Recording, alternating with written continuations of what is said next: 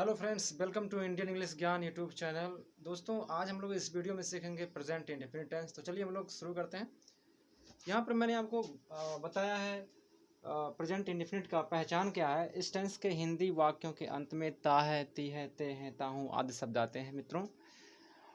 और इसका जो रूल है, मतलब अगर इस प्रकार के कोई वाक्य आ गए हैं जिसके अंत में ता है, ती है, ते हैं आदि शब्द आते हैं, ये सब शब्द अगर आ गए तो आप तुरंत समझ जाइएगा कि प्रेजेंट इंडेफिनिट टेंस की बात हो रही है। अब ऐसे वाक्यों को अगर आपको अंग्रेजी में बनाना है, उसका ट्रांसलेट करना है, तो उसके लिए रूल यहाँ पर अप्लाई होता है। सबसे पहले कर्ता आएगा, सब्जेक्ट। मैं उम्मीद करता हूँ आपको सब्जेक्ट और वर्ब सब कुछ पता है, ऑब्जेक्ट पता है। तो सबसे पहले कर्ता आएगा, जिसको आप सब्जेक्ट बोलते हैं। फिर इसके बाद वर्ब आएगा, क्रिया जिसको बोलते हैं। इसके बाद ऑब्जेक्ट आपका आता है। ठीक है, तो यही रूल है फ्रेंड्स। हाँ, पर इतना आपको ध्यान देना है कि यदि सब्जेक्ट जो है उस वाक्य में ही, सी या इट या नेम कोई आ गया, नेम से राम, श्याम, सोहन, मोहन, कोई भी नाम है, चाहे लेडीज़ या जेंट्स, तो अगर इनमें से कोई एक सब्जेक्ट है तो उसके साथ जो वर्ब आएगा, जो उसके साथ क्रिया होगी, वर्ब होगा, उस वर्ब में आपको या तो यस लगाना है या तो ई एस का प्रयोग करना है। ठीक है, मैं अगले वीडियो में किस पर विशेष तौर से यस और यस का प्रयोग कहाँ होता है, मैं पूरा आपको एक वीडियो में अलग से बना के दूंगा। फिलहाल हम लोग अभी फोकस करते हैं प्रेजेंट इंडेफिनिट पर। बस इतना ध्यान देना है कि इन कर्ताओं के साथ में ही, शी, इट, नेम के साथ में वर्ब में यस या ई एस का प्रयोग आपका होता है।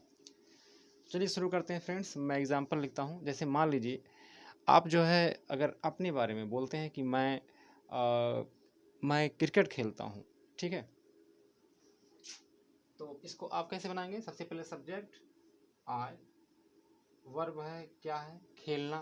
ठीक है, आई प्ले, ऑब्जेक्ट क्या हो जाएगा, क्रिकेट। तो यदि आप बोलते हैं मैं क्रिकेट खेलता हूँ तो बोलेंगे आई प्ले क्रिकेट। अगर आप यू को बोलते हैं कि आप क्रिकेट खेलते हैं, यू प्ले क्रिकेट। मान लीजिए अगर आप वहाँ पर ही को बोलते हैं कि वह कंप्यूटर चलाता है। ठीक है, चलिए फिलहाल हम लोग फिलहाल इसी एक्शन को लेते हैं, प्ले क्रिकेट को ही। मान लीजिए अगर आप ही को बोलते हैं कि वह क्रिकेट खेलता है, तो सब्जेक्ट ही हो गया, ही प्लेज। अब यहाँ पर प्ले में आपको एस का प्रयोग करना है। ठीक है, क्योंकि यहाँ पर मैंने कहा है, लिखा भी ही है, सी है, इट है, नेम है, तो उसके वर्ब में एस या यस लगता है। फिलहाल यहाँ पर प्ले में यस का प्रयोग होता है। अभी आपके मन में चल रहा होगा मित्रों कि यहाँ पर ई एस क्यों नहीं है। तो आप जो है इसके लिए आप चिंता ना करें, मैं आपको जल्द ही वीडियो लेके आऊँगा। उसमें आपको मैं पूरा जो डाउट है सब मैं उस वीडियो में पूरा क्लियर कर दूंगा कि कहाँ पर यस, कहाँ पर ई एस का प्रयोग होता है। तो ही प्लेज क्रिकेट। ठीक है, इस प्रकार से आप यहाँ पर सेंटेंस बनाते हैं। अब मान लीजिए ये तो आपने आई, यू, ही, ऐसे ही सी है। अगर हम सी की बात करें, वह क्रिकेट खेलती है, तो सी प्लेज क्रिकेट, क्योंकि सी के साथ में बी एस का प्रयोग। ठीक है, इट का प्रयोग वैसे तो आमतौर से निर्जीव के लिए होता है, लेकिन कभी कभी सब्जेक्ट के लिए, उसको कभी कभी लिविंग्स बीइंग्स के लिए भी आता है, लिविंग थिंग्स के लिए भी आता है। अब अगर कोई नाम हो गया, जैसे मान लीजिए मोहन है, बोलते हैं मोहन क्रिकेट खेलता है, तो मोहन प्लेस क्रिकेट। या मोहन एक नाम है, कोई भी नाम ले लीजिए, मान लीजिए रामू है, रामू प्लेस क्रिकेट। तो इस प्रकार से आप जो है यहाँ पर इन सब्जेक्ट्स के साथ में आप यस का प्रयोग या तो ई एस का प्रयोग करते हैं। मान लीजिए अगर कहते हैं कि मोहन पढ़ता है। ठीक है, मोहन अध्ययन करता है बात करें, तो यहाँ पर आप मोहन, अब अध्ययन करना को बोलते हैं स्टडी। ठीक है, स्टडी। तो ध्यान देंगे मित्रों, यहाँ पर स्टडी का मतलब अध्ययन करना होता है, लेकिन यहाँ पर जो कि मोहन एक नाम है। ठीक है, मोहन एक नाम है, तो नाम के साथ भी नाम के साथ में यस या यस का प्रयोग होता है, जो उसमें जो वर्ब आता है कोई नाम के साथ में। तो यहाँ पर मोहन एक नाम है, स्टडी है उसका वर्ब। तो यहाँ पर आपको यस या यस का प्रयोग में से आपको यहाँ पर ध्यान रहे ई एस का प्रयोग, क्योंकि स्टडी में ई एस का प्रयोग होता है, लेकिन उसके पहले जो लास्ट में S T U D Y जो था, वाई को आप आई बना देते हैं, फिर आप ई एस का प्रयोग करते हैं। ठीक है, फिर आप ई एस लगाते हैं। तो इस प्रकार से आप बोलेंगे मोहन स्टडीज़। ठीक है, आप चिंता ना करें, अगले वीडियो में आपको बताऊंगा यस और यस का प्रयोग कहाँ पर कौन कौन से वर्ब के साथ में होता है। तो चलिए फिलहाल हम इसको इरेज करते हैं, अगले कुछ जो है एग्जाम्पल पर हम बढ़ते फोकस करते हैं। तो इस प्रकार से आप सेंटेंस जो है बनाते हैं फ्रेंड्स। अब मान लीजिए अगर आप अपने बारे में बोलते हैं कि मैं लिखता हूँ तो आप बोलते हैं आई राइट। अगर आप यू को बोलते हैं, आप लिखते हैं तो यू राइट। मान लीजिए अगर से कोई ही है तो उसको बोलते हैं ही राइट्स, ठीक है। अगर मान लीजिए आप पौधा लगाते हैं तो बोलते हैं आई प्लांट द प्लांट। मुझे बोलेंगे मैं आपके लिए यू हूँ तो बोलेंगे यू प्लांट द प्लांट। हम पौधा लगाते हैं, अगर हम की बात करें कई लोग हैं उसमें तो वी प्लांट द प्लांट, ठीक है। कोई नाम है जैसे गणेश है, बोलेंगे गणेश प्लांट्स द प्लांट्स, ठीक है, प्लांट्स द प्लांट। अगर वहाँ पर कोई लड़की है इसका नाम, उसका नाम मान लीजिए कि राधा है तो बोलेंगे राधा प्लांट्स द प्लांट। इस प्रकार से आप जो है सेंटेंस यहाँ पर बनाएंगे। अब ये तो वो सिंपल सेंटेंस मैंने आपको बताया जो कि सकारात्मक वाक्य हैं। अब बात करते हैं अगर से क्वेश्चन पूछा गया हो, अगर प्रश्नवाचक जो है वाक्य आ जाए तो आप उसको कैसे बनाते हैं। चलिए हम लोग इसको देखते हैं। ध्यान रहे प्रश्नवाचक वाक्य दो प्रकार के होते हैं। एक तो ऐसा वाक्य होता है जिसके शुरू में ही क्या शब्द का प्रयोग होता है, और एक वाक्य ऐसा होता है, एक प्रश्नवाचक ऐसे भी होते हैं जो ध्यान देंगे जिनके वाक्य के बीच में, मतलब जिन वाक्यों के बीच में क्या कहाँ कब इस प्रकार के जो है प्रश्नवाचक शब्द होते हैं, ठीक है। तो फिलहाल हम लोग बात करते हैं पहले ऐसे वाक्यों पर जिनके शुरुआत में क्या शब्द का प्रयोग होता है। जैसे आप बोलते हैं क्या आप पढ़ते हैं, अभी आपने कहा था यू स्टडी, ठीक है, यू प्ले क्रिकेट, आप क्रिकेट खेलते हैं। तो अगर आप पूछते हैं किसी से क्या आप क्रिकेट खेलते हैं तो इसको आप कैसे पूछेंगे, इसके लिए एक रूल है। तो सबसे पहले ध्यान देंगे आपका आता है यहाँ पर टाइम वर्ड, इसको बोलते हैं आप हेल्पिंग वर्ब। और हेल्पिंग वर्ब क्या है, मैं आपको हेल्पिंग वर्ब भी लिख के बता देता हूँ। डू या डज यहाँ पर हेल्पिंग वर्ब होते हैं। इसके बाद आपका सब्जेक्ट,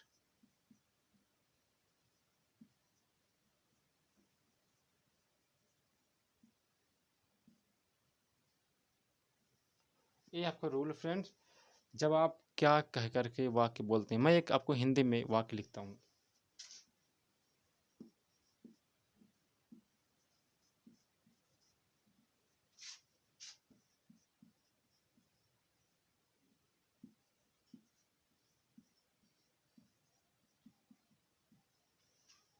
एक मैंने आपको वाक्य लिखा है, क्या आप गलती करते हैं, ठीक है। तो ध्यान रहे इस वाक्य में पहला जो शब्द है वो क्या, मतलब ये वाक्य जो है क्या से शुरू हुआ है। तो जब इस प्रकार के वाक्य होंगे तो सबसे पहले डू या डज में से एक आ जाएगा। अब आपको डू आएगा कि डज आएगा, उसमें आपको कैसे पहचान करना है। पहचानना आपको यह है कि उस वाक्य में वहाँ पर सब्जेक्ट कौन हो रहा है। तो सब्जेक्ट कौन है, आप मतलब यू। तो यू के साथ में आप जानते हैं कौन सा यहाँ पर टाइम वर्ड आएगा, ठीक है। चलिए मैं आपको लिख के दे रहा हूँ, आई यू वी दे। इनके साथ में आप लिखते हैं डू का प्रयोग, और ही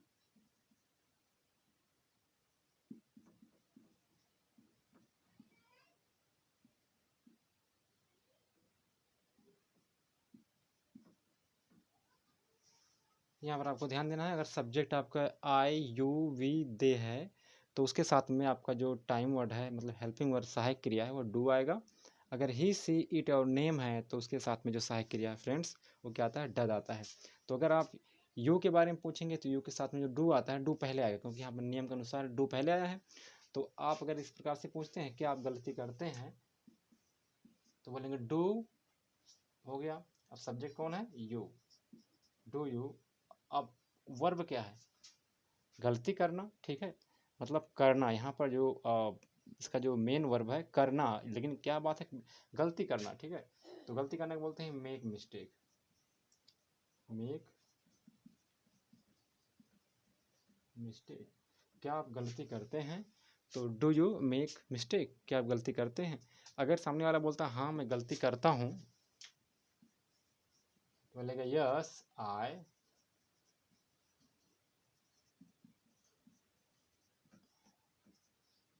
मेक मिस्टेक, बोलेगा यस आई मेक मिस्टेक, हाँ मैं गलती करता हूँ। यदि बोलता नहीं मैं गलती नहीं करता हूँ तो बोलेगा नो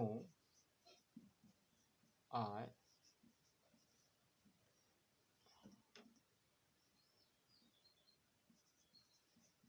आई डू नॉट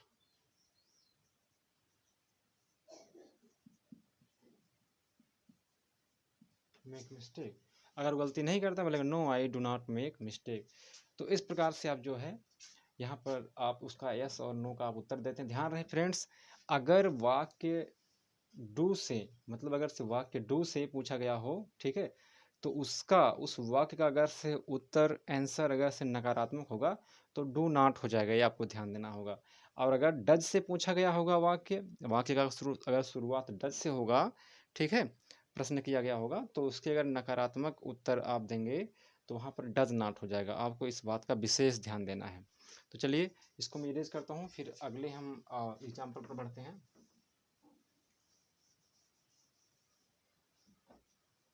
अगर यहाँ पर वह कर देते हैं, ठीक है,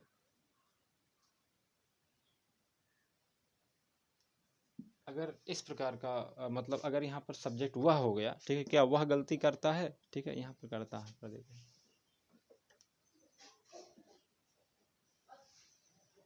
क्या वह गलती करता है, तो अब क्योंकि आप ही के बारे में बात कर रहे हैं, ही के बारे में पूछ रहे हैं, तो ही के साथ में डज आएगा, ठीक है। तो अभी डू था, अब यहाँ पर डज हो जाएगा। Does he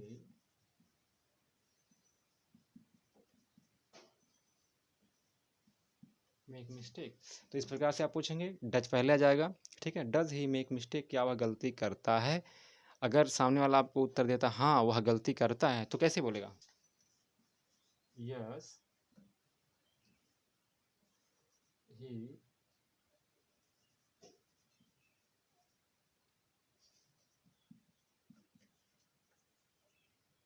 make mistake. क्या है, मैंने सही लिखा है? हाँ बिल्कुल, आप सही सोच रहे हैं फ्रेंड्स। यहाँ पर अब आपको यस का प्रयोग करना है, ठीक है, क्योंकि ये आपका जो ही यस ही मेक्स मिस्टेक है, यह आपका जो सकारात्मक वाक्य है, ठीक है। और आप जानते हैं कि सकारात्मक वाक्य में ही सी इट और नेम के साथ जो वर्ब आता है, क्रिया आता है, उसमें यस या यस का प्रयोग होता है, ठीक है। तो इसलिए आपने यहाँ पर मेक में आपने यस का प्रयोग किया तो मेक्स हो गया, तो बोलेंगे यस ही मेक्स मिस्टेक। और अगर नकारात्मक वाक्य होगा तब कैसे बोलेंगे,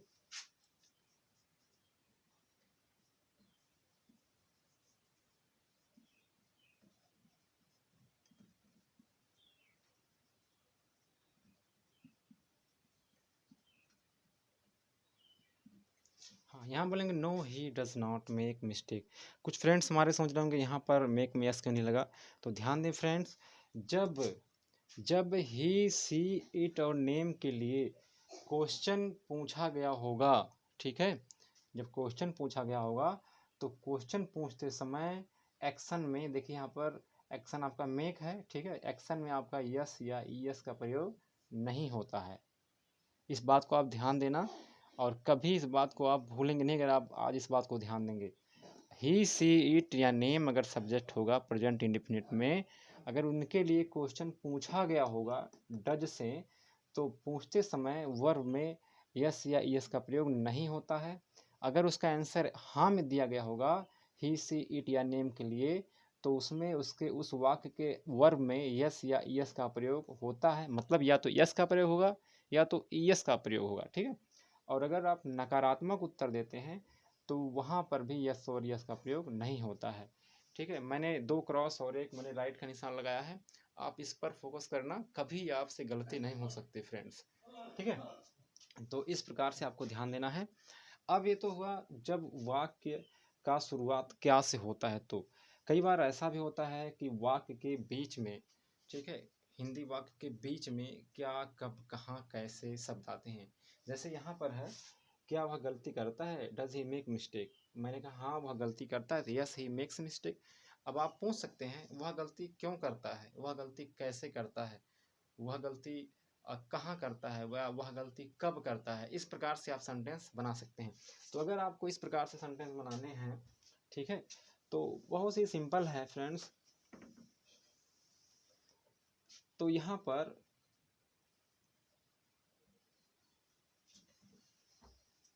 जो आपका डू और डज है, ठीक है, इसके पहले डू और डज के पहले आपको जो है जो WH फैमिली मेंबर के वर्ड, चाहे वो वाई व्हाट वेयर या वेन, इस प्रकार के जो शब्द हैं वो पहले आ जाते हैं। मतलब आपको ध्यान देना है, अगर, क्यों, कहाँ, कब, कैसे शब्द जो है अगर से हिंदी वाक्य के बीच में आ गए, ठीक है, तो अंग्रेजी वाक्य के पहले, मतलब अंग्रेजी वाक्य की शुरुआत में उन शब्दों का अंग्रेजी आपको लिखना है, ठीक है। अभी आपको उदाहरण के माध्यम से और बढ़िया समझ में आएगा।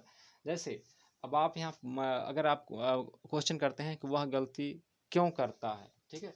अब चूंकि चलिए पहले एक लिखते हैं वाक्य हिंदी का,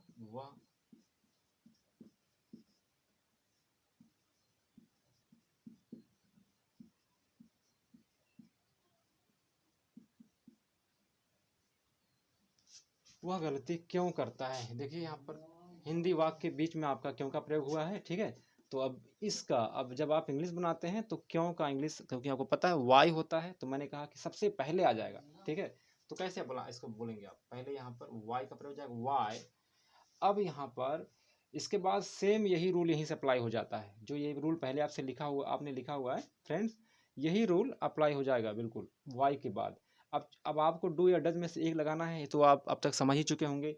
अब डू और डज में से आपको किसको लगाना हो, तो आपको अकॉर्डिंग टू सब्जेक्ट लगाना है। आप वह की बात कर रहे हैं, ही की बात कर रहे हैं, तो ही के साथ में आपका डज का प्रयोग होता है, तो वाई के बाद आपका आ जाएगा डज, बिल्कुल यही शुरू हो जाएगा फ्रेंड्स, वाई डज, फिर सब्जेक्ट कौन है, ही, फिर क्या काम है, make mistake, why does he make mistake, वह गलती क्यों करता है, ठीक है। तो इस प्रकार के आप सेंटेंस बना सकते हैं। अब सामने वाला आपको मतलब कुछ भी उत्तर दे सकता है, वह गलती क्यों करता है, अब तो सामने वाला आपको बताएगा कि वह गलती क्यों करता है, ठीक है। अब आप बोल सकते हैं वह गलती कैसे करता है, ठीक है। अब कैसे करता है, कैसे शब्द बीच में आया, तो यहाँ पर हाउ का प्रयोग हो जाएगा, how does he make mistake, ठीक है।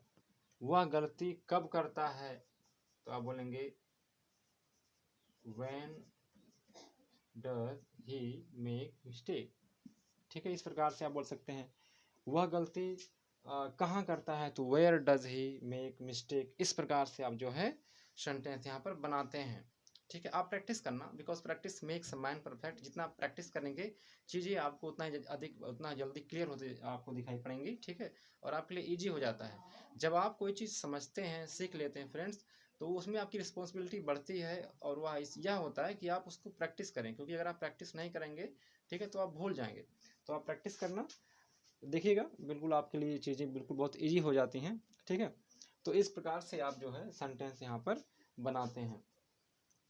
और अगर अगर सेंटेंस में कभी कभी ऐसा भी आता है कितना शब्द का भी प्रयोग होता है, जैसे कई बार ऐसा होता है, लोग पूछते हैं या आप भी बताते होंगे कि आप कितना दूध पीते हैं, ठीक है, तो आप कितना रुपए खर्च करते हैं, आप कितना रोटी खाते हैं, मतलब इस प्रकार जब कितना शब्द का प्रयोग हो जाए, ठीक है, हिंदी वाक्य में प्रेजेंट इंडेफिनिट के, तो यहाँ पर ध्यान रहे फ्रेंड्स, हाउ मेनी और हाउ मच में से एक आता है, ठीक है, हाउ मेनी या हाउ मच, ये दो शब्द होते हैं फ्रेंड्स। जब आप कितना शब्द का प्रयोग हिंदी में करते हैं, बस इतना आपको ध्यान देना है कि अगर जिस चीज़ के बारे में बात कर रहे हैं, अगर उसे गिन सकते हैं हम, तो उसके लिए हाउ मेनी का प्रयोग होता है। अगर नहीं गिन सकते हैं उसको, जिस चीज़ के बारे में बात कर रहे हैं, अगर उसको मतलब कि जिसके लिए हम कितना का प्रयोग कर रहे हैं, अगर उस चीज़ को, उस वस्तु को अगर आप गिन सकते हैं, तो उसके लिए हाउ मेनी, नहीं गिन सकते हैं तो हाउ मच का प्रयोग होता है। जैसे मैं आपको दो एग्जांपल देता हूँ यहाँ पर। जैसे मान लीजिए अगर आप किसी से पूछते हैं आप कितना रोटी खाते हैं, ठीक है, तो सबसे पहले इन्हीं शब्दों का आपका इंग्लिश पहले लिखना है। तो बोलेंगे आप कितना रोटी खाते हैं, तो आप बता सकते हैं फ्रेंड्स कि रोटी तो आप गिन ही सकते हैं, ठीक है। तो आप रोटी गिन सकते हैं, तो उसके लिए आपका हाउ मेनी का प्रयोग होगा, तो बोलेंगे हाउ मेनी। अब इसके बाद क्या, जिसकी बात कर रहे हैं, रोटी की बात कर रहे हैं, how many bread do you eat, ठीक है। तो इस प्रकार से आप बोलते हैं how many bread do you eat. अब मान लीजिए आप जो है, अगर सपोज कि आप दो रोटी खाते हैं, तो बोलेंगे आई एट टू ब्रेड, ठीक है। अब ये तो आपका हाउ मेनी हो गया, क्योंकि ब्रेड के साथ में हुआ है, तो हाउ मेनी हो गया। अगर वहीं आप बात करते हैं कि आप कितना दूध पीते हैं, अब क्योंकि आप दूध तो गिन नहीं सकते हैं, ठीक है, तो अब दूध के लिए कितना का प्रयोग हुआ है, और दूध अनकाउंटेबल है, तो इसलिए वहाँ पर आप हाउ मच का प्रयोग करते हैं। तो वहाँ पर आप कैसे बोलेंगे, हाउ मच, किसकी बात कर रहे हैं, मिल्क की, how much milk do you drink, आप कितना दूध पीते हैं, तो how much milk do you drink. तो इस प्रकार से आपने पूछा। अब सामने वाला अगर आपको उत्तर देता है कि मैं 1 गिलास दूध पीता हूँ, तो बोलेगा आई ड्रिंक 1 ग्लास मिल्क। ठीक है। अगर आप ही के बारे में पूछेंगे फ्रेंड्स, या सी के बारे में पूछेंगे, तो जहाँ पर मैंने यहाँ पर डू लिखा है, ठीक, वहाँ पर आपको डज का प्रयोग कर देना है। जैसे अगर आप पूछें कि वह कितना रोटी खाता है, तो how many bread does he eat, ठीक है, या how much milk does he drink. अब सी की बात करेंगे तो वहाँ पर भी हाउ मेनी से वह कितना रुपया खर्च करती है, ठीक है, तो how many rupees does she spend. ठीक है। तो इस प्रकार से फ्रेंड्स आप बनाते हैं। बाकी आप प्रैक्टिस करना, चीज़ें आपके लिए क्लियर हो जाएंगी। ठीक है। तो इस प्रकार से हाउ मेनी और हाउ मच का भी प्रयोग होता है। हाँ, कई बार एक प्रकार के इस प्रकार के भी जो है वाक्य आपके सामने आते हैं कभी कभी, कि जब आपसे शायद बहुत सारे लोग पूछे भी होंगे, या मैं भी पूछे भी, कि अच्छा बताइए इसका इंग्लिश आप जो है कैसे बनाते हैं प्रेजेंट इंडेफिनिट का। जैसे मैं स्कूल जाता तो हूँ, मैं अपना काम करता तो हूँ, मैं लिखता तो हूँ। जब तो हूँ का प्रयोग होता है ता है, जैसे वह खाता तो है, गाता तो है। ठीक है। तो इस प्रकार के सेंटेंस अगर आपके सामने आ गए तो आप कैसे बनाते हैं, तो ध्यान देंगे। जैसे अगर आप बोलते हैं कि मैं स्कूल जाता तो हूँ, तो आपको ध्यान देना है I do go to school. इस प्रकार इस प्रकार से आप सेंटेंस बनाते हैं, I do go to school. मतलब जिन सब्जेक्ट के साथ में डू आता है, वह डू जो है इस वाक्य में उस सब्जेक्ट के साथ ही रहेगा। वैसे तो ये सकारात्मक वाक्य आपको मतलब आपको लगता है, ठीक है, और होता भी है सकारात्मक, लेकिन अब चूंकि यहाँ पर बात पर जोर दे करके कहा गया है, तो इसलिए यहाँ पर आई के साथ में जो डू आता है वो आई के साथ में ही तुरंत प्रयोग हो जाता है, सकारात्मक वाक्य में ही। अब कहेंगे वह स्कूल जाता तो है, ये तो आपने अपने बारे में बोला है। अगर आप ही के बारे में बोलेंगे वह स्कूल जाता तो है, तो ही, अब चूंकि ही साथ में डज का प्रयोग होता है, तो he does go to school, वह स्कूल जाता तो है। ठीक है। तो he does go to school, ये सकारात्मक वाक्य आपको लग रहा है, लेकिन ध्यान देंगे फ्रेंड्स, एक प्रकार से यह जो है आपका सकारात्मक वाक्य नहीं भी है, क्योंकि यहाँ पर डू और डज का प्रयोग हुआ है। ठीक है। अब अगर सकारात्मक वाक्य आपको लगता है, अगर कोई कहे ये सकारात्मक वाक्य है, तो इसमें डज का प्रयोग हुआ है। ठीक है। तो यहाँ पर क्योंकि ये ही है सब्जेक्ट, यहाँ पर गो में ईएस का प्रयोग क्यों नहीं हुआ है, तो ईएस का प्रयोग इसलिए नहीं हुआ फ्रेंड्स, क्योंकि डू में पहले ही ईएस का प्रयोग हो गया है। वैसे तो डज अपने आप में कोई शब्द नहीं है, ध्यान देंगे, डज जो है डू का ही परिवर्तित रूप है फ्रेंड्स।